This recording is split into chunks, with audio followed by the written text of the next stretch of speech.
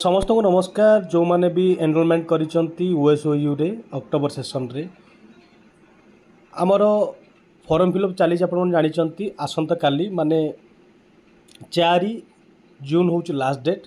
जदि कौन से अपडेट आसे तो बहुत भल कथा नचेत हैरान पड़े आपण मैंने तेणुक आपण मैंने विलंब न करी लॉगिन करके आपण मैंने फॉर्म फिलअप करनी आसंता काल लास्ट डेट।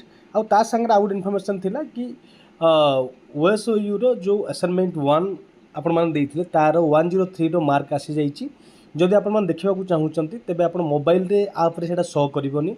आपण सेटा को कोथरे शो करिवो सेटा होउछि लैपटॉप किंबा गूगल क्रोम रे डेस्कटॉप मोड रे सेटा शो करिवो। तेणुक आपण मैंने सेठी लॉगिन करके आपण मार्क देखिपारे। आ काइंडली जो मैंने एपर्यंत फॉर्म फिलअप करना आपणकर क्षमता अनुसार जदि 5टी सब्जेक्ट देवाक चाहूँगी पर सब्जेक्ट आपण मैंने जानी 200 टंका हिसाब से आपण मैंने फॉर्म फिलअप करें। देखूँ 4 तारीख लास्ट डेट एपर्यंत कौन अपडेट होनी आपण एमती किसी नुह।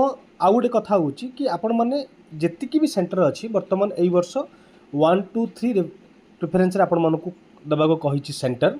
तो आपण मैंने जो भी दे पारे आपण सुविधा अनुसार जमती किसी पिला एडमिशन कला समय गोटे जगार थे किंतु कौन कारण से अलग जगार अच्छा किए प्रिपेरेसन होती भुवनेश्वर अच्छा किए चाकरी प्रोफेशन अच्छे अलग जगार अच्छा से जगह दे पारे जो से अच्छा किसी प्रोब्लेम ना।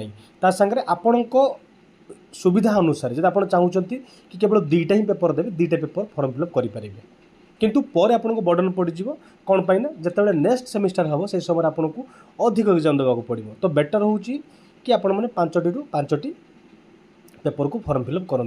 यहाँ थी इनफर्मेशन जब आपने किसी भी असुविधार सम्मुखीन होती आपण मैंने दयाकोरी जनइबे। आउ शेषर गोटे कथा रहा जिते फॉर्म फिलअप करूँ आपड़ गोटे कम करेंगे जो थे पेड करेंगे से 3-4टी ऑप्शन अच्छी जमती कि गोटे आप यूपीआई रु डायरेक्ट पेड करेंगे क्यूआर कोड करेंगे कि ऑनलाइन पेमेंट करेंगे।